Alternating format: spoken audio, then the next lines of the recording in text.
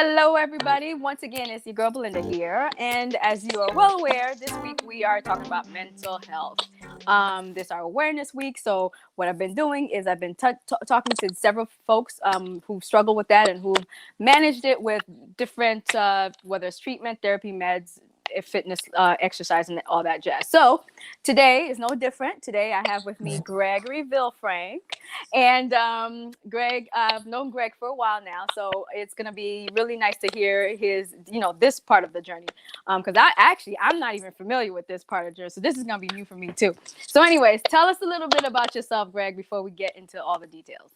Well, absolutely. Brooklyn, New York, born and raised on the playground. I did spend most of my days, unfortunately. I have come to the love and the realization that my passion and my purpose is music, and now music and sound. I have established over about a 20-year career working in film, TV, video games, audiobooks now. Married my best friend. We have 3 amazing children living in Massachusetts.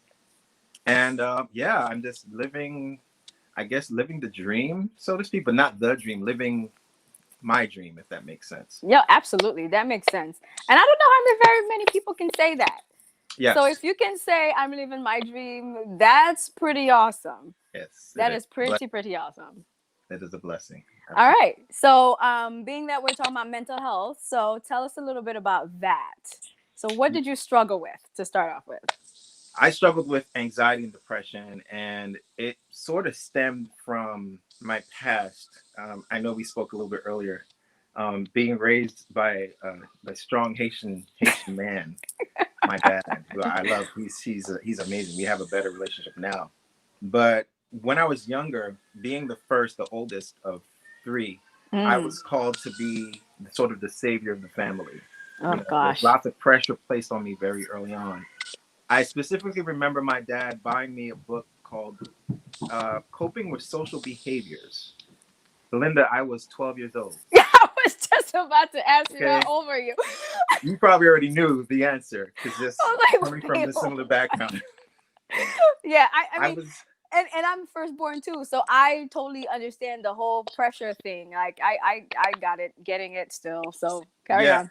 It never ends. No, it doesn't. It doesn't end. It's lifelong. Yep. And you just develop thicker skin. But back then, I was preparing. My dad was preparing me for the SATs when I was 11. Have mercy. I was still in Hebron school at the time. It was very frustrating. Yeah, no kidding. And to make it worse, turns out I actually was pretty smart. And so certain professors and teachers, Mr. Macapella was one in particular. Wow, that's a throwback name. He had this brainiac idea to split the class in 3. I was in 6th grade, and he noticed that some of us were grasping the math quicker than others, and so he decided, you know what, I'm going to split it up: 6th grade, 7th grade, and 8th grade math. And guess what tier I fell into? Oh, you were 8th grade. So I wasn't helping my cause. Nope. Like, Mom, Dad, leave me alone. I just want to be a little kid. No, it wasn't happening. I could have gotten skipped a few times, and every time I sort of pled my case to my mom, they're gonna beat me up, and she's like, "No, be fun. Don't make him do it." So that was that. But I suffered a lot, just not so much from the way I was being brought up, but just the disconnect. My dad's father or my grandfather passed away when my dad was only 12, 11. So with my dad having that, and not having he didn't have any real older brothers as a solid example.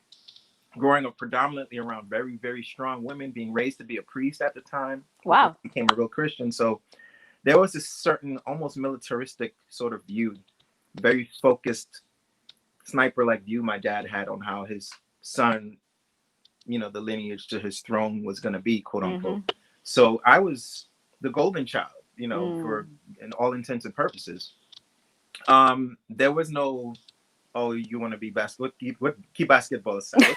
What do you mean? There was nothing. It was like doctor, lawyer, engineer. Those are the 3. Always. Yeah. I think that's the case for all immigrant kids. It's doctor, lawyer, and they're the ones that it's like the highest debt. Like when you have to go to school for these things, it's just like, wait a minute, you just came to this country and you want to rack up a debt like that already? Like, Yeah. are you kidding me? Anyways, carry on. Yes, as though you're gonna make it back on your first Yeah, paycheck. okay. Another story for another day. Wow. So, with that being said, it was a very hard upbringing because my sister who came, I obviously I have two sisters, but the one who was closest to me in age, she could do no wrong in many ways. She had epilepsy, so there was like this, oh, the baby, but me, it was like, no, you got to get it right. And I suffered quietly for a long time because I did not know how to tell my dad, I don't like being taught this way, or the teacher speaks to me. I didn't know these things that I know now about self-esteem, or like different learning types or different brain types, or just the way we think. I just assumed that everything my dad said was correct. Thank God. I mean, I didn't have any learning disabilities or anything like that, but there was just the way that information was disseminated and distributed to me, I didn't always respond well to.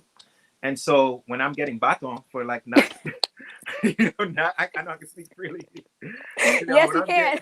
I'm getting beatings for not being able to get the A. Like, I know a lot of Haitian kids, Haitian born, well, immigrant sort of kids. We joke about like the parents giving us whippings for like, oh, how come you didn't get the A? What's this B minus? What's this B minus? What is B minus? What's B plus? Like, ew. I got licks for that because it was like, it's real. You can do better. You can do better. And so I will say this: my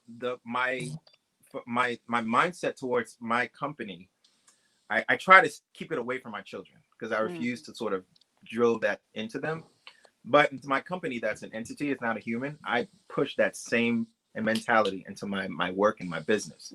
Having said that, to backtrack again, it led me to right when the hormones started kicking in. That's when I started to notice, okay, something is wrong. And of course, in any West Indian household, it's not because my mom's not Haitian like you, but in any West Indian household, if there's not blood gushing, I mean, like a fountain, you're all right. Yeah, put some castor oil on it and you'll be Will masquiti, right? And then to make matters worse, telling my dad I think I'm depressed. Yes. Like, what do you mean you're depressed? Because he took it almost offensively. He's like, I'm giving you everything you need. You have food, you have shelter, you have a family. I'm not dead. I'm not in jail. Speaking of himself, which is like no comfort to me whatsoever. And I didn't know how to reconcile it. When my mother now is the more free thinking, open-minded person. Otherwise, I probably would have, I don't know where I'd be if she thought of him. My mom was the shield many times. Like there were times like I was spared life and limb because my mom would step in for certain beatings that just got out. Like, okay, that's enough. Right. And my mom was also very fiery. Like she didn't back down from anybody. I never had a fear that my father would hit my mother because I knew that even if he did, he's not that type of person. But if he ever tried, your mom would probably knock him. She wouldn't have that. She would fight back. So my mom now, Belinda, was actually the one who noticed. She always noticed that, she would say to her friends and her family, Greg is very sensitive. He's but I never took it offensively because I knew what she was trying to say. She was trying to say what I know now about myself, what we know now about mental health, that I'm an empath, first of all. Like, I didn't know what that was. I thought that was just some type of spiritual, like, like new agey type thing. Telepath, I can't move things with my mind, people. Let's put that out there. But can I feel things when I walk into a room? Can I sense a person's mood before I even look in their eyes? Absolutely. And so my mom picked up on these things, and right around the time I was headed into high school, and here's the kicker. Here's where it all started. The goal was Stuyvesant High School or bust. Like I said, from 11 years old, we had this plan. It was a plan. It was Stuyvesant High School first, Brooklyn Tech next, and Bronx Science next, and maybe Brooklyn Tech third. That was the goal. There was that's it. That was it. There was no plan. There was no triple, fourth, fifth, sixth backup plan. It was those three. But Stuyvesant was the goal. My aunt worked at Stuyvesant, so my worked at Stuyvesant, so my dad was even more pressed to get me there. Mm. When the exams came around Have mercy. and the emotions were just all over the place, and I felt like my dad wasn't listening, I I tried to flunk the SAT. Of course, I couldn't do that. I still got like a 920, which back then was still very good. Wow. My dad forced me to retake the test. Dang, that wasn't good Um, enough. it wasn't good enough. And the second time I took it, I got like a 990. So even in my attempts to like sabotage, because I was trying to get back at him. I'm like, yeah, he can beat me all he wants. At this point, I'm just like, I need relief. I need to get Yeah. out of this thing, this trap. So I went to Lafayette High School, probably one of the best, worst and best experiences I had. But my father, from that point on, the disappointment that he was very open and vocal about how disappointed he was in me. No beating could come even close to the things he said and the PTSD that it caused. And I say that now, again, not knowing that PTSD is not limited to just people who are, you know, in the war and watching their fellow soldiers get blown up by absolutely. whatever. So for me, I came to a place of a standstill. I literally remember I felt like my brain just was starting to just flatline. Everything was just like I was a zombie. By this time, I discovered basketball, and I threw myself into it. I didn't make the high school team. Of course, this did not help anything. Any girl that I had a crush on at the time, I mean, I was super geeky. My glasses were thicker. You know, all this came much later on. You know, back then I had like zero self-esteem. It was tough. It was tough. And, you know, you're wearing the clothes that you feel that you can fit in. And eventually I started wearing stuff just to look bad, because I'm like, you know what, if I'm not going to be popular, I'm not going to be popular. I'm going to make sure I'm never popular. And so you went all in, go big or I go went all home, in, right? all the way. I was like, if I'm going to be a geek, I'm going to embrace this thing. So in the lunchroom, I sat with the Koreans because they were smart like me. And while the black kids were playing spades, to this day, I don't know how to play spades. And it was rough. Kids can be cruel. I watched people get beat up. I got jumped a few times. It was tough. And then to relay all this to my parents, it was hard. And it took my mom to say to my dad, you know, your son looked me in the eyes and he couldn't speak to me. And that broke my mom. And that was when she was like, no, Gilbert, because his name is Gilbert, but Gilbert is what they call him. No, Gilbert, we have to you have to do something. Yeah. We have to do something. This is not working out. I think at the time, what made it even more pressing was someone in our family, maybe distant family, had committed suicide or attempted to commit suicide. They were not successful, thank God. But that scared the crap out of my mom. And with my father being a medical person at the time, that's when he sort of came to himself and said, you know, let's explore this. Even the whole time he's skeptical, and his skepticism hurt, because I'm like, yo, I'm your son. Like, how can you not believe me that I'm telling you something is wrong here? I just don't know how to express it. So they put me on antidepressants. I don't remember what they were. I can tell you that it made me sluggish. It made me feel not like myself. So the one passion that I had at the time, basketball, began to suffer. And so I would secretly like put the pill in my mouth when my mom would see me, and then spit it out when she's not looking. Fast forward to God giving me the harsh truth that basketball is not my it's not your calling. I discovered this at AUC. We were playing a game. This was back when we were in Division III school, and I was going up for a dunk. So long ago. Yeah, it's crazy. I'm on the baseline and I'm going up for a dunk. And mind you, I'm already being ostracized by my own teammates. I'm telling you, the stuff that I went through, it's not even funny. I'm going up on the left side for a dunk. And the opponent, you ever playing with your siblings, and like your sibling is standing there by the wall, and you're walking by, they stick out their leg. Yeah. And then they move it at the last minute, and for some reason your brain gets all jacked up. Yeah. A very similar thing happened, but I was already at least 2 or 3 feet in the air, like about to dunk on this guy. So he makes a motion like he's gonna jump, and then he pulls back. And while I'm in the air, I panic. I trip over his shoulders. That's how high I was. I trip over his shoulders, and I came smack down on the AUC Flames hardwood floor on my, like, right on my temple. Wow. And I remember just thinking that was it. I was gone. When I wake up, this old white guy, it's like, how many fingers am I holding up? looks like 5. He's like, what day is it? I'm like, I'm not sure. And he looked to the coach. He's Mm. like, yeah, he's got a concussion. So for 5 whole minutes, I didn't know my name. I didn't know who I was. I didn't know why I was in the ground. Wow. Fast forward to, I want to say, my relationship with, I've skipped a very important thing. I'm so sorry. Back in high school, I actually did see a therapist. And this man, apparently he was one of the best. He was in Park Slope, in Brooklyn. So if he's in Park Slope, he's got to be one of the best. This guy religiously fell asleep during our sessions. And it was during this time that I started to think to myself, maybe I'm not crazy.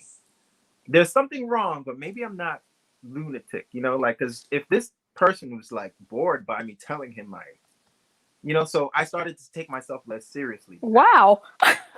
That was when it started to click, like, what, maybe I can, kind of like you were alluding to Mm-hmm. earlier, maybe there's something in here that I can do myself, because I Mm-hmm. was already so self-sufficient. Mm-hmm. I'm the first real musician in my family. I'm the first real entrepreneur in my family. So in my head, I'm thinking, well, why not just fix this myself?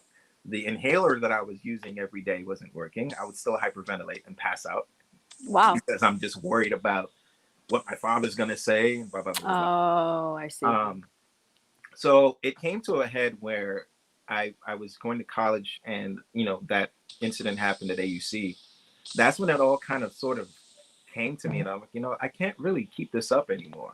This facade of trying to be the perfect son, or being a masochist and telling myself I'm the black sheep because I didn't get the 1600 on my SATs, or because I didn't fulfill this lofty goal that my dad was building since I was 11, and dealing with that guilt by myself, because I promise you, he slept fine. But I wasn't thinking that. In my head, I'm thinking my dad's going to sleep cursing me out, like, Yeah. this, my son is that, but that wasn't the case at all. So Wow. Wow. Oh my goodness. So it's a lot it to seems, unpack. no, I know. I'm just like, whew, okay. So then it seems like a lot of it was pretty much based on your upbringing. And Yeah. our parents did the best that they could, the best that they know how at the time. You know what I mean? Right. Because Right. I'm pretty sure they had their level of stress and anxieties coming to another country and trying to raise kids in a totally different country, different language, different culture, everything. Yeah. But then it's like sometimes when you look back, you're like, maybe a lot of this was kind of toxic. Right. It was like a lot of Exactly. this was kind of toxic. So Yeah. like, okay, so you went through the therapy. Well, you sort of did because the dude was sleeping on you, right? Yeah. So Yeah. so obviously you stopped that after a while. Did you ever try to like go back and like, or not necessarily go back to him, but like, was there ever a time that you went to another person at all, or no? Not really. The only Okay. time we sort of did therapy was maybe in the beginning of Shano and I's marriage, and even that was very short lived. It was like 1 or 2 sessions with the pastor, but we did unpack some things. There was always a person who would trigger like a thought or something about my dad. Mm. And I will say this. I've been known by several friends of mine as like, Greg, you're very self-aware. You're very self-aware. And being an empath, you sort of have to be, because you feel everything. Um, when the parents would say an empath is a hypochondriac, but the person or child is just very sensitive. To this day, I don't like taking medication. Mm-hmm. I'm talking NyQuil. I'm talking Tylenol. I can literally feel the difference in me. Yeah. Like, Okay. I had one alcoholic beverage. I'll never forget it, and I'll never have one again. You already know I'm a singer, and Yeah. before I sing, no matter, I've been doing this for so long now, I'm always nervous before I sing. Yep. And I've learned to channel that nervous energy to my advantage. Mm-hmm. This one time I have a mojito. I'll tell you the drink. It was a mojito. Before you sang? Before I sang. So you try to calm your nerves. Yeah, I was actually, no, I was trying to impress a girl. I'll say it. I was at the Village Underground. Cheryl Pepsi Riley was there. I was trying to impress the girl I was with I was trying to be with at the time. And I'll never forget this warm feeling came inside me. At first I was like, oh, this is nice. And I'm feeling real chill. I'm not saying crazy things like I thought I'd say, but I just remember being exceptionally aware of what was going on around me. And then right as they announced my name, usually that's all I need to hear is our next performer or our next guest. And instantly I'd feel the nerves rise up. I felt nothing. So I went up there everyone says to me, Greg, I never heard you sing like that before. Oh my gosh, that was amazing. I cannot even tell you What you about that did? performance. And I Wow. remember each one. And that one was the one I just can't recall. And so for me, having said that, I knew that medication, um, speaking with a therapist or being prescribed medication was just something that I would shy away from as best as I could. And as far as therapy is concerned, being going back to my original point, there was never really a time where I felt like I had to lay back on the couch and talk to somebody because I felt like I was doing that to myself already. I talked to myself a lot. I wrote lots of songs. Um, Despite my ineptitude in basketball, I still played the game. Hey, listen, it's still something. Yeah, it's I love it to this day. It's one of those things that I had to work really hard for. But unlike music, basketball did not come easy. But I felt the sense of like I worked hard for this, you know. So if that makes sense. No, absolutely. So now, okay, Yeah. so are you still so after so since you've been spitting out the pills from prior, you Yeah. haven't been on them since then, have you? No, the Okay. last pill I was literally maybe in the 10th grade. I was in the Oh 10th wow. grade. Okay.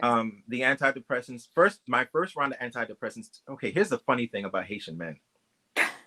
My father initially spoke to his doctor friend who was Haitian, Mm-hmm. and he told him, and I had this feeling that in his conversations with him, he told him that he didn't believe me. Right. I'm sure So he. I found out later on that my first round of medications were placebos.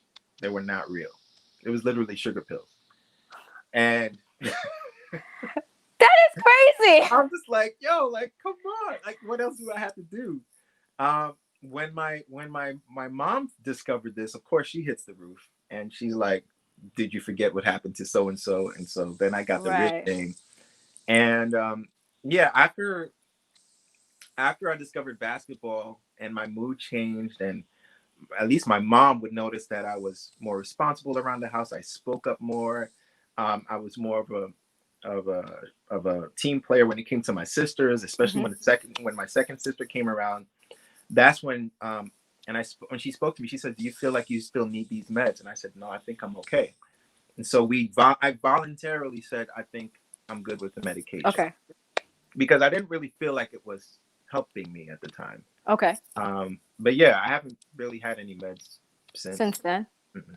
Okay. So like I know that when we were talking like a little earlier, you had mentioned that um when you got married, that's when it really made you face the whole depression Oh, yeah. thing. So tell me about that. So you're in school, you're in college, you're doing your thing, whatever, and Yeah. maybe you're feeling fine because you have basketball, you have music and all that stuff. So tell us about the whole like facing it for real now, like when you got married, after you got married. So funny story was I met what my wife calls the counterfeit. She believes that everyone meets the counterfeit person it's supposed to be with right before they actually meet the person. That's a nice way of thinking about it, I guess. It is a nice way, and Yeah. it's a nice way to not throw too much shade at that individual. Yeah, no kidding. It's like, okay, just kidding.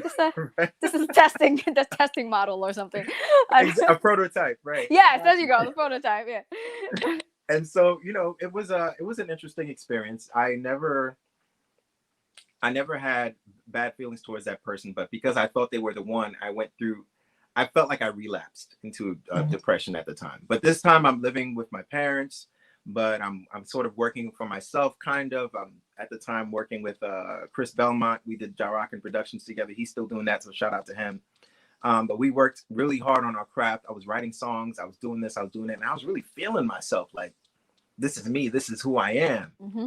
And right before Shanoa comes along, I sort of crashed because I realized, like, man, I can't do this by myself. Mm-hmm. But in my head, I thought I had it all together. So Mm-hmm. fast forward to, I'll tell you the story another time. But we're together, we get married, and everything is great. Everything is wonderful in the very beginning, as every marriage is. And it's blissful, it's awesome, it's honeymoon, you Yep. go out to the movies, you date in, you do the thing that married people do. And mind you, we didn't think she could have children. So we did it very liberally, very frequently, as often as possible. Because we were just, we live. Yeah, y'all young, whatever, doing it. And so when we found out she was pregnant, that is when I relapsed hard, because in my head, I had a vision that it was a boy. And my wife is still she finds it very hard to believe that I saw Eliel's face in my dream or vision or whatever it was. I saw everything about him. And when he was born, I remember holding him and crying. And most people would think, oh, it's cute, it's his first son, he's a firstborn, and it's a new generation. My tears were for a totally different reason. My tears was like, I have no idea what the heck to do with you. I don't know how to. In my mind, I felt like I wasn't ready. I didn't have. I guess I thought I would. My subconscious mind, that still wasn't healed, thought I would have time. So I was filling it up with the success. And now that I'm married, the girl that I had a crush on since I was 12, like the girl, I'm like, yeah, I got the girl, I got the career, I got this, I got that. And then when Eliel came, it was like, oh my gosh, I have a son and I haven't even fully reconciled with my own father. I have not healed those wounds. So I panicked, and it started to show up in our conversations. Shano and I mean, it showed up in what we don't really call them arguments. We call them riveting conversations.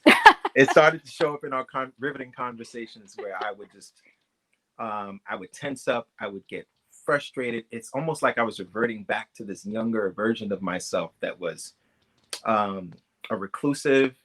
Everything about the Greg that was suddenly shining and like would speak up and singing and speaking in public places, I reverted back to the shy 12-year-old, 8-year-old kid back in Hebron school that didn't even want physical touch because I was just afraid of like my own shadow. And that was really what brought the awareness that something had to be done. Because by this time, Belinda, I had developed so much self-awareness. I knew that something was wrong. I knew it was linked to my father. I knew it was linked to trauma. I also knew that he was probably not thinking about this stuff. Right. At some point, I would have to pull him aside again, because we did have a few reconciliation talks. I remember the first time I was in high school, I told my dad, I told my mom, I said, my father hates me. And my father was sitting right there. And he lost it. I'd never seen this man cry before. He was angry, but he cried. He said, how dare you say, like, I don't love my son. I love my family. And he's trembling because it caught him off guard. Right. So it was me and him just crying together, like, oh, I'm sorry. But there was still the reconciliation that needed to be had because things were said between us and there was no real peace. And it was Shanoa who actually tied it all together. Shanoa, as you know, is very effervescent, very bubbly personality. Yes. She's everything that I aspired to be. And so when my parents met her, they fell in love instantly. And it was during this time that we were forced to have a discussion because she and I had eloped. And my parents were not happy about it. You were the only son and you eloped. Listen, I was trying to embrace my black sheep nature. I was just trying to embrace it completely. I was like, you know what? They already think I'm the black sheep anyway, even though that wasn't what they were thinking. Absolutely, yeah. That's what I'm telling myself. Yes. I figured, fine, screw it. Just go hard or go home. Look at you. Oh my goodness. I did not know that part. Few people did. I mean, for me, I was again, the short version of the long story is Shanoa and I knew it was us. Like God spoke to me, and it took 3 to 6 months. We didn't date very long. It was you guys didn't. I do remember that because I was like, oh, you guys together. Oh, you guys are married. Okay. Yep. We didn't waste any time. No. But yeah, it was her. She sort of tied the whole thing together and forced me to look at my dad. And that experience of us introducing ourselves as the next Mr. and Mrs. Villefranc, my father hit the roof again. And that whole conversation was stemmed around the fact that I still felt like I wasn't enough. I still felt like no matter what I did, it wouldn't be enough. So I didn't care. And my father broke down and he apologized. My father had never really apologized to me before. And this was eye-opening for me. This was it gave me a sense of peace. It gave me a sense of, okay, this is somebody now that I can align with. Because now I'm a married man like him. Maybe there's advice that he can finally give me that he was never able to before. So we started bonding. And then, of course, when you give him a grandchild now, something else happens. Like, I saw this punk up here, my dad used to like, he would hear disrespect from like around the corner of the street and come with the sentient one, like, okay, what did Yeah. you say? My son would say stuff like, shut up, grandpa. Oh, this funny guy. I'm like, really? Oh, Funny guy? yeah, Oh, right. Like, had that been you, you'd be. I'd have been gone. Yeah, you would have been gone. It's crazy how they get all soft and whatnot once they have grandchildren. Oh yeah, my dad is such a softie now. It's not even. And then with the girls, forget it. Forget it. Yeah, that's what that grandpa's baby girls now. Yeah, not even close. So tell me, so you've gone through all of this. Now, did you still find that you, even after reconciliation, did you still find that you struggle with depression and anxiety? I did. And Okay. here was the missing link I totally forgot to tell you about. My youngest sister, who battles it as well, it all sort of came to a head when she was in high school. Mm-hmm. And I don't know if it was an attempt of suicide or something, but I remember she had later on told me that the suicidal thoughts were very strong for her. And without going too much detail, because I'd rather her tell you her full Mm-hmm. story, I remember taking full responsibility. Again, the masochist was always somewhere nearby. Yeah. As the big brother, the one who didn't set the standard, who failed at everything his parents thought he was supposed to do, I immediately took responsibility. Like, oh man, look what I did. Because Chrissy wanted to be just like me. Like she came to the basketball courts with me all the time. That's when the WNBA first started. So I'm filling her thoughts with all these, like, yeah, you can do it, you know? Yeah. Hit another shot. And so I was like her superhero. And so when I heard these things and how it was almost mirroring, like literally in high school it happened, and thinking about it happening like that to me, Yeah. I felt responsible. Foolishly so, but I felt responsible. And that would be the time I would say that it all sort of came crashing for me. And going back to answer your question, I would say that because she and I still talk about it to this day. Mm-hmm. And that was when I discovered that it doesn't really go away per se. What happens is how you deal with it. Mm-hmm. And being married, having 3 children, and going through the things that Shanoa and I went through with all 3, experiencing loss in other parts of our family, mm-hmm. and having music and having my relationship with God and spirituality and just my mental self-checks, mm-hmm. for me, and this might not work for everyone, Right. self-talk is my thing. I spent positive self-talk. Yes. Okay. Because Lord knows I spent the better majority of my life telling myself terrible, terrible things that were not true. And experiencing Breathe University and all of these different accountability groups, and very, very close friends and family. They all know who they are. People who listen to me just droll on with tears and the nasty snot bubbles, you know, the ugly cry. Yes, the ugly cry. People, and especially Shanoa. Shanoa allowed me to vent. Shanoa allowed me to just, and that is really what made me feel like, you know what, if this thing is always going to be there, I'm going to have control of it. So here's an analogy I started alluding to before you hit record. I think of my life, myself, and my mental construct as a hotel. We all go to hotels all the time. Yep. The lobbies of these hotels are beautiful. Yes. There's usually these great seats, sometimes a fountain, and there's usually a business center. Right. Here's what I've constructed in my mind, or at least these fail-safes I've put in my head. Mm-hmm. I've told myself, and I tell anyone who's willing to listen, when you're feeling a feeling of depression or a depressive thought, allow them to come into the lobby. That's fine. But don't let them get past elevators. They're not allowed to become a guest in that hotel. And I've been programming this into my mind for maybe 15 years now. So when the thoughts come into my head, I allow them. I don't fight them, because that was, I felt, was the problem all along. I was fighting this thing like, no, it has to be positive. I have to be happy all the time, which is not very realistic. Mm-hmm. So invite the thoughts in, but don't let them make it past the lobby. So you mean allow them to come in, not invite them. Allow them to come in the lobby. Excuse me. Yes, I'm so sorry. Never. That's the difference. We don't invite them. Right, they come in. Is open. That's right. The front door is open to everyone. Okay. Yeah. Sure, but you're not getting a room here. You are That's not right. staying here. That's right. And I promise you, you can go sit in a business center, but I'm not turning that internet on for you. It's not happening. So you're gonna leave at some point because you're gonna be Yeah, you bored. gonna leave because what else you got to do? That's right. That's right. And when I tell you, Belinda, it really worked for me. That was the thing that really connects for me to this day. Like I still go through it. Like building a business is not what people. It's not what it's cracked up to be. It's a very difficult, especially for me and being in the entertainment business. It can be really cutthroat. And of course, balancing my spirituality and things that I will do, things that I won't do. There are days when I just like I lay in my bed and the next morning I'm like, I don't want to do this anymore. Mm-hmm. You know, but there's just a shackle that's been broken. I don't feel it in the way of like if I mess up, I'm not the masochist is gone. Like Right. he's not around. I held on to somebody called the 12-year-old Greg for a Mm-hmm. long time. And I recorded a video that I'll probably share with you at some point this week. My coach at the time, he made me do this exercise. He said, I need you to talk to this 12-year-old Greg and tell him he's got to go. Because every time we're in conversation, you keep bringing up this 12-year-old Greg. And last time I checked, you're 40-something. So who's this 12-year-old person that you no longer are? Mm. And it's truly a mental construct.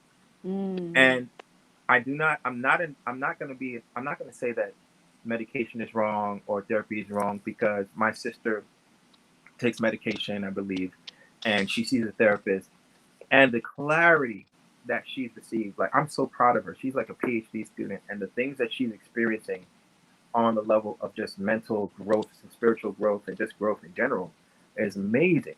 Right. And sometimes I think maybe I do need to talk to someone, because why do we have this stigma that says, I just like got serious now. Why do we have the stigma that says I have to be feeling something bad for me to want to talk to someone?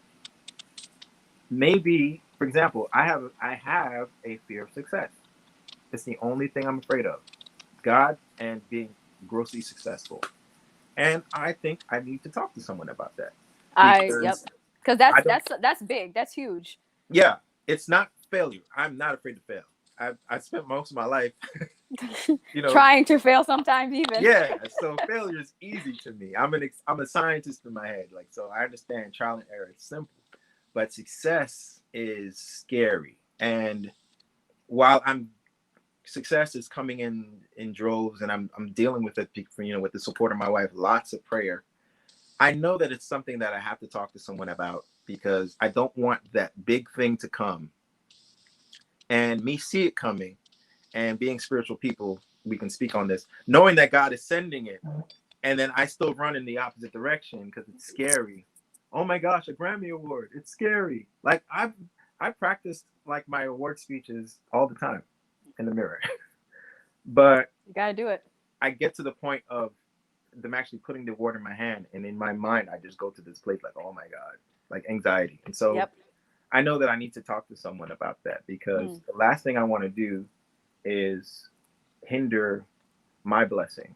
Yeah. Hinder my growth, if that makes sense. No, that makes a lot of sense. And I won't go too much into that, because we'll talk about that offline. But like we'll talk about that offline. But I can totally understand like what you're saying in regards to that. So like, when did you, because I know that you mentioned like basketball, and we talked about music, like, so when did you realize that music was a thing for you that kind of took you away to that place? Because we did talk about that offline a little bit, so please share. It was writing.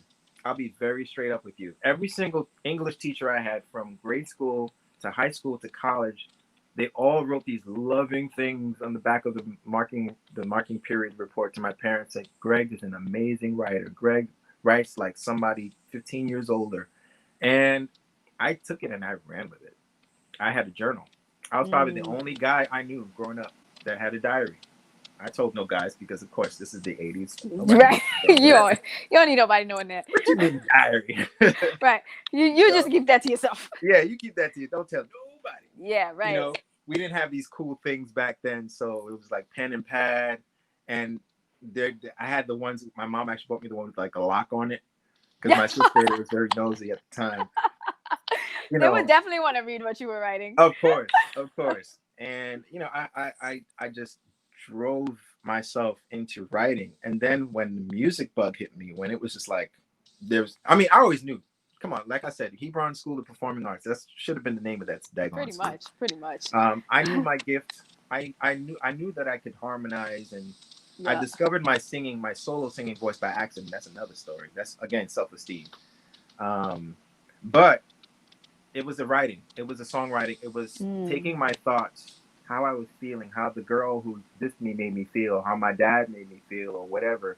Or to take it even a step further, being an empath and not knowing it at the time, writing stories about the people around me and not even realizing I was writing about them. Until later on, someone would reach out to me and be like, Greg, first of all, I'm not mad at you, but you literally wrote my life story in this song.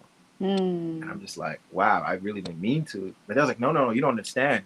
It was like beautifully written. How did you do that? I'm like, I don't know. It just came. It just came. And that was really what helped. I'm so glad you asked this question, because I would tell anyone who is depressed, when you write it down and you look at it, sometimes it becomes obnoxiously absurd. It's like, what? You know? Are you? Yeah. Other things are more serious. Obviously, right. like thoughts of taking your life or hurting yourself. You definitely want to take those seriously. And I did have my span of years where suicidal thoughts were very heavy. But again, I'm very sensitive to what comes in my body. Pain is also something I'm very allergic to. So I was always talking myself. I never got to the place of like, oh, I'm going to do it, because I'm like, dang, it's going to hurt. Yeah. So absolutely. I turn right back and like, dang, I guess I'm just going to have to find another way to self-deprecate. But to answer your question, writing was very therapeutic. The music itself, allowing myself to be a fan and just listen to music.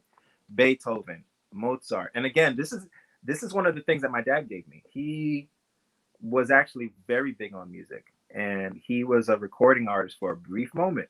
He doesn't tell many people this. For a brief moment, he actually cut a record. And now, of course, he's still discouraging me. He's at the young age, being very hypocritical. Like, no, doctor, lawyer, don't do that. Right. Okay. They always look at the arts a little negatively, anyway. So it's never a thing for them. It's like, oh, that's something you do on the side, not something you make a living out of. Yeah, something that's fun, like a novelty. Yeah, you go to a restaurant, it's a hobby. And there's someone singing. Let them be the singer. You enjoy it, and then you go to your 9 to 5 the next day. And you love it. Right. It's like, okay. But yeah, that would be it. Music was very therapeutic. It was like when I would play basketball, again, I had to work hard at basketball. I was not naturally gifted. I was naturally athletic, but not naturally gifted. So I had a terrible jump shot. I just was now understanding plays and stuff. That wasn't me. So after coming from a day of basketball or night or whatever it was, I'd come home and the first thing I'd go to was music of some sort, whether I'm listening to it or creating it myself or writing or humming to myself. That was very therapeutic. So music was my first therapist, I can honestly say. That's awesome. Now we're talking about like lifestyle changes, and actually before we press record, you started you started talking about like the coaching aspect of it. Yes. So you said that you although you were kind of like on and off with therapy, you were coached, that you did find somebody to coach you. So tell us a little bit about that. So to back it up, before Breathe University was a thing, Eric Thomas actually had come to Kingsborough SDA to do like a sermon called Break the Cycle. And this was in the early 2000s. This is well before the Breathe University thing even took off. Yeah. And his thing was called Break the Cycle. And you could probably already see where I'm going with that. Breaking the cycle, he talked about his dad and his relationship with his father. And the whole time I felt like he was talking to me. And that was when it started for me, where I was like, this Eric Thomas guy, I got to catch up with him. Years go by, I don't hear nothing, I don't see nothing. And I see, Breathe University, what is this? And then I'm introduced to these amazing different people with all these concepts and ideas of public speaking and coaching. And I'm just like, coach? I never heard of a coach. I heard of a therapist. I heard of psycho, but I never heard of a coach. Like, what is that? And then this whole life coach thing became huge. A thing. Iyanla Vanzant sort of took off. She had her little spat with Oprah. I'll never forget that. And then it was like life coach this, life coach that. Everyone was a life coach. I was like, what was this life coach stuff? But again, it caught up to me when I'm married now and I'm trying to figure out how do I make a living doing what I love to do? How do I raise my children in the fear of God, but not the fear of, hey, I'm your father, do what I say, with all the residuals from my own dad? How do I protect them from that? And Kendall Ficklin was the first person to challenge me and say, hey, like I said to you before, that list, get rid of that. You clearly have issues. And it hurt because he was brutal. He says, you clearly have issues in your head. You clearly have issues with your wife. Because he made me write down very specific things. He's like, are you doing this? Are you doing that? And it was like no for a lot of it. And then he said, how's your health? Like, are you sleeping? I'm like, I'm an insomniac. And he's like, bro, you're going to be 40 years old. What are you doing not sleeping? And so my first experience was with a brutal, tough love father figure of a person. Again, so another story that really tore down the veils of everything that I had held up, thinking I've got it all together. Okay. And the father figure was really what I gravitated towards. And I think that's why the coaching thing was so attractive to me at that age, because I discovered that mentorship, even though it's not like a father, like I could never really get my father to be that, I can be mentored. And I can have people hold me accountable. I can have people say, hey, man, it's 6 o'clock. What are you still doing to sleep? Come on. Let's get up. Let's go. Get up. Let's go. And that really took me to another place of like, I can do this. I can set my mind to something. I can arrange my brain the way I've already, because it was a mess before then. And how you have like a controlled chaos. Somebody comes into your room and it's a terrible mess, but you know exactly where everything is. Yes. You're like, don't touch my stuff. They're like, I want to clean it up. No, don't touch my stuff. Exactly. And so for me, mentally, I felt like a spaghetti, but it was my spaghetti and I could handle it. This dude came in and was like, nope, clear that, move that. And this is all happening in my head. Like he's literally showing me, I wouldn't say how to think, but how to think more efficiently, if that makes sense. Yes. I'm already a deep thinker. People usually can look at me and tell like, oh, that's the guy. You don't want to mess with that guy. That's the guy that's plotting a way to get you if you get him. He's plotting with it. He's not going to shout. He's not going to yell. Right. You least expect it. Bang. He's got you. But you can tell you thinker. Yeah. And so I'm constantly thinking, constantly stashing things away. People say things, analyzing what they said, analyzing why they said it, and then learning to shield myself from those things. Learning to separate when a person is saying something that's good for me versus how they say it. To this day, Shano and I clash over the how. She can be very direct. As sweet as nice as she is, there's a part of her that's very melancholic. She would say, hey, what's the next step? What are you going to do about it? Right. I had to train her, because they say train people how to treat you. And I had to teach her, because train is such a strong word. I just realized you have tons of women like, what are you talking about? What you mean gonna train me? You better go somewhere with that train. But I taught her and encouraged her to think about the how. And her response usually was, initially when we fought on it, or had our riveting conversation. Thank you. She would say, why are you so defensive? Why can't you just do the thing? And I would always say to her, I have no problem with the thing. It's the delivery on how you wish me to do the thing. If you deliver it in a different way, I'd do it in a heartbeat. And she started doing it the way I needed it. And that's when, things got better. And then combine that with everything Kendall Ficklin and the group. And it's not just him. There's an accountability group of just brothers, women, and we're just talking about our experiences. We're talking about trauma. And there was even some experience. We'd be on these group calls, and one gentleman came on, and we were all talking about the things that we, our trauma. And I had just talked about my relationship with my dad. This guy comes on and talks about being molested. I'm like, Dad, we could just end the call right there. And the coach literally said, hey, call me after this. I need to connect you with someone. And that's when I remembered, I was like, so therapy is still a very important thing. And he tells me all the time, he says, Greg, I go to a therapist once a week. Because me being a leader and me being this coach that everybody comes to, I'm dealing with this negative stuff that people put on me. Yeah, so he has to process it. Yeah. And not internalize it. Why I know I need to talk to someone, Belinda, is because I'm an empath. And because I feel things on a deep level. My wife can walk into the room right now And if she's down about something, before she opens her mouth, I feel it. And I've said this to my family. I have to disconnect from them, like, and reconnect, of course. But every now and again, I disconnect. I'm like, guys, I just need a minute, and I'll disconnect because whatever it is that they're going through, my son dealing with the stuff that he deals with, my daughter Jasper, who's very emotional, and then my wife dealing with whatever she's upset about. I pack that in and I literally take it on. So if I don't do something with it, it's going to carry on to the next day, and they're going to seem annoying and loud and abrasive to me, and I'm going to be like, nah, y'all get away, and I'm going to pour myself into my work. And those were the trigger points that I learned to identify quickly. So whenever I embrace the fact that I need to disconnect. That's just me. I'm the guy. Again, that's why I say in the beginning, I said I'm an introverted extrovert, because I love being around people. Yes. But after a while, you're gonna notice I'm just gonna do like one of these. I'm just gonna be like, you know, it's like, where are you going? I'm just gonna come off camera, because the desire to, sometimes it's just pleasure. The pleasure of being alone is still, I love it still. Yes.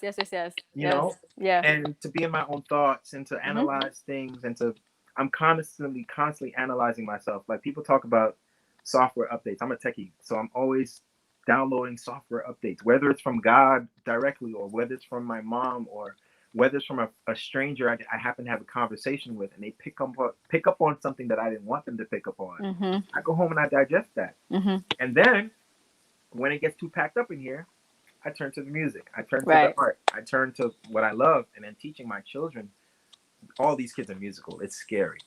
I mean, look at their parents. Yeah, they kind of have no choice. Like, you kind of didn't give them an alternative in that area. So. No, they don't have a choice. They don't have a choice. That's not true. They have choices, but they love it. And but it's like in their DNA. The choice, they have the choice of what to do with it, but like the music is still very in their DNA. Oh, it's the force is strong. Yeah. They got it from both sides. Yeah. That little Jasper. That girl, when she was 3 years old, I don't know if you know the song, the singer Yebba Smith. She sings a song called Evergreen. And I've heard of that song. It's a beautiful song. And Jasper, at 3 years old, was singing the song up and down the house. But I mean singing, like 3-year-old doing the runs and everything in a little 3-year-old way. But as a musician, you're like, what did she just do? You're like, wait a minute. I should record this. Pull out the phone every 5 minutes. Yeah. I recorded it. I put it on Instagram. I tagged Yeva Smith. Didn't think she would even notice. And she replied right away. And she said, you better sing, young woman. And Jasper just lit up. Oh, that's and cute. So things like that, I pour myself into. When my son told me, he's like, Dad, I hear the music and it's frustrating. I knew exactly what he meant. Because when the music was coming to me, I didn't have a composer teacher, or my dad was a composer. I didn't have somebody who can guide me and say, okay, when the music comes, we didn't have technology back then. Like Pro Tools and all that stuff. So he has all these tools. He has like Logic. He has GarageBand. This dude is making beats. He's 9 years old. That's awesome. And some of his beats got me jealous. I'm like, yeah.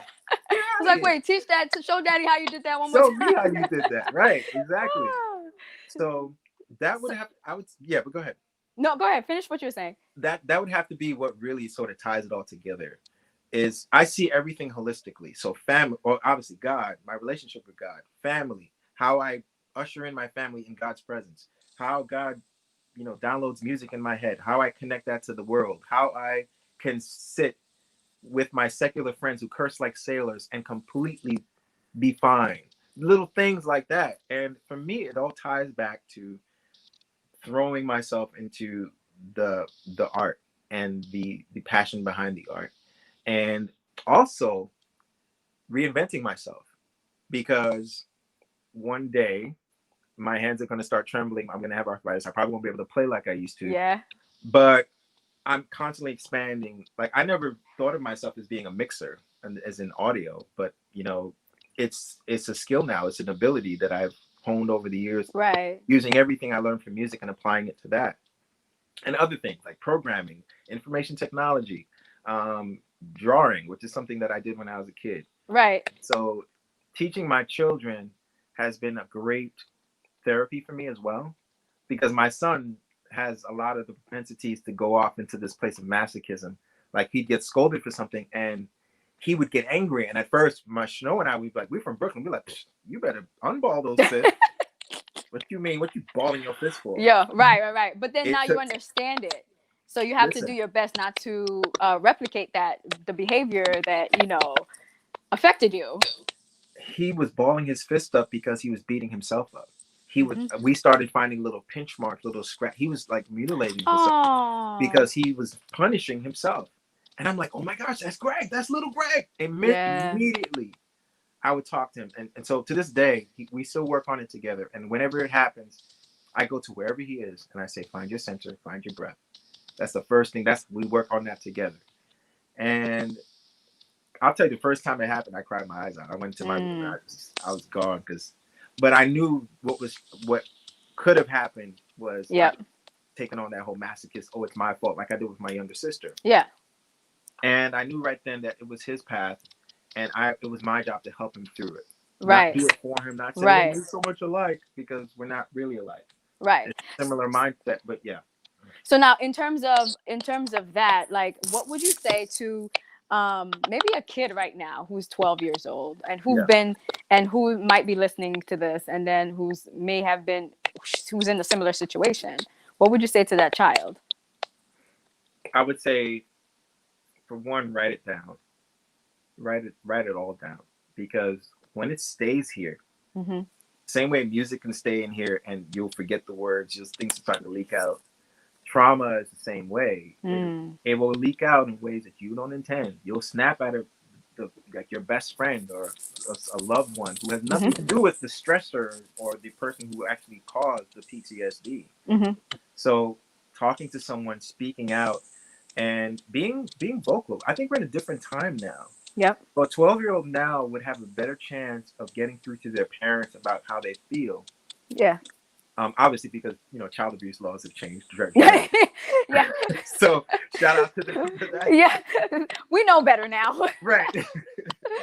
We know better, so we have a responsibility to do a little better than. Exactly. But awareness has been raised on mental health issues so much more. I think that it's not as taboo. It unfortunately still is in the Black community, West Indian and American alike, and even African sometimes. But to speak out on it, to get help, there are so many people that you can talk to connect with, even if it's not on a therapy type level. Maybe there's an aunt that you have, or an uncle, or somebody in the family that you really connect with. Tell them about how you're feeling. Find a way to reconcile the feeling. Not even reconcile, to connect with that parent or that person or that individual, before you get to the point of trying to reconcile later, because later it might be too late. Right. That was the thing that really scared me too. It's like, man, I don't want me or my dad to go prior to coming to some sort of like, hey, look, man, I know you're never going to pat me on my back, or give me a big hug, or come to any basketball games. Although my dad is being a little extra touchy lately, which is a little weird, because it's not him, but I appreciate it. Right. You're like, okay, he's trying. So, I embrace it. But that would be my advice. My advice would be to not hold it in. Holding it in is probably the worst thing you can do. It's like holding your breath. Eventually, you're going to either die or pass out or hurt yourself. And that sounds like it would be the same thing you would say to somebody who's a grown man and who's holding on to that 12-year-old scared boy. Yep. Because I held on to him until I was 40 years old. And I'm 42 now, and I stay 40 years old intentionally because he's not here anymore. I have, just like anything or any person that's gone, there's always some sort of residual. I'm not talking about ghosts, because I don't believe in that stuff, but your memory of that person lingers, stays with you. So I think about when I was 12, but the 12-year-old Greg that I was allowing to manifest myself into my manhood when things got hard, and when things got rough, and when things got stressful, I'd revert back to that. It won't happen. I mean, that's awesome. Carnal things happen. Like this time, Snow would call me out on stuff, and I'd revert back to just being carnal, just being a guy, just being, or just being like angry. Like if I'm just mad, I'm just mad. Right. But it's not the 12-year-old Greg being mad with all Right. those thoughts and ideas. Yeah, no, I totally understand what you're saying. Yeah. Wow, that's awesome. That's so good. That's so good. So basically what you're saying in a nutshell is basically, you know, you had a lot of trauma in terms of the relationship with your father, especially, which Mm. although has now been mended, Yes. you're still suffering from the residual effects of that, you know, and as well as your environment, because it wasn't all your dad, because you also felt that in your environment, whether it was school, how you were growing up, and what have you. Mhm. And basically with basketball and with music, Yeah. and with the coaching that you received from Breathe University and all the other people that you developed that coach client relationship with, it has helped you to where you are today. Yes. Okay, that's awesome. That's awesome. So, I mean, I'm really excited about like all of that, because I know like a lot of people, they struggle with that. So now for the person who, and this is gonna be the last question because we have to wrap up. We're kind of like on time. For the Okay. person who is in depression and who may not even feel the desire to go and seek even therapy, like, is there something that you can say, being that you've been there before? So what would be that last thing you would say to that person? I would say, what can it hurt? I'm reminded of that Bible story where the prophet or Naaman, the king, when his servants were telling him, because Elijah told him to go dunk in the river, and Naaman was like, "Man, if you don't get your light behind out of here, get out of my face." What you mean? Yeah, and that dirty river of all the rivers, the dirtiest of all the rivers. Of all of them, and I'm the king at that. You gonna tell me, man, get out of here? And when his servants, like, at the point of, at the point of death, were able to man up and tell him, like, "Yo, bro, you've done some amazing big things. Why not do this little thing?" That's what I would say. Why not do this little thing? Why not reach out to somebody and say, I think I might need help. It's unfortunate that in this world, to this day, we picture straitjackets, we picture medications, we think of paranoid schizophrenia, and I know a few people with paranoid schizophrenia who are not per se suffering because they're doing all the right things. Mm-hmm. So we need to get past the stigma, and we need to educate ourselves. That would be one thing, is to become educated on what your symptoms might be. Don't think for a second that you're being a hypochondriac, because that is the anti-mental health awareness voice that has spoken for many years without any filter. And that's the voice that needs to be silenced to this day. If you're feeling these thoughts in your head about, man, I really jacked up on that interview, and then for the rest of the day you're beating yourself up, your subconscious, you might not even realize that you're doing it, but you have to come to a point where you're like, okay, this negative stuff has to stop, because I have to go be with my wife now, or my husband, or whoever it is. I gotta go sit with my kid who's like, everything is sunshine and rays. Right. And then here you come with thunderclouds and right. Like, oh well, there goes that parade. Exactly.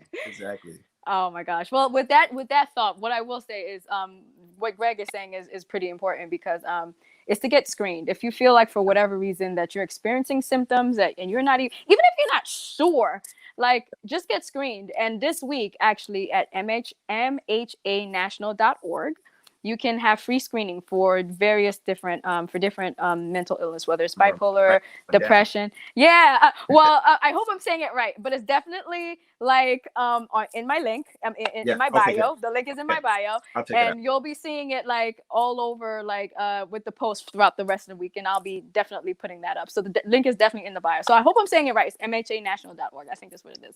But you can definitely get free screening. And so guys, if you're feeling anything, do not hesitate to get screening. Do not hesitate to get help. And if you have been hesitating up until now, take this as the sign for you to do something about it. And so I hope this week will inspire you to do so. You don't want to wait till it's too late. Like Greg said, you don't want to wait till it's too late. You definitely want to do something sooner rather than later. And I know in these COVID times, things are getting, and with everything that's happening in our world, it's easy to allow all the negativity to sink in and to kind of like weigh us down. Yeah. But there's hope. There's hope, and we definitely can move forward in spite of what all the things that's happening around us. So guys, please check out that website, get your screening, share it with somebody else who you may feel that needs it. be aware, get educated, because this is something that we don't speak enough of, especially in the Christian community, especially in the people of color community and West Indian culture. Forget it, we know that's out the window. So we definitely need to bring more awareness. So subscribe, share, comment below, and let's start this conversation. So thank you very much, Greg, for sharing your story. We had a wonderful time, so much so like we kind of went a little over, but we had a wonderful time discussing, and I hope you guys enjoyed it as well. Thank you very much. Thanks so much.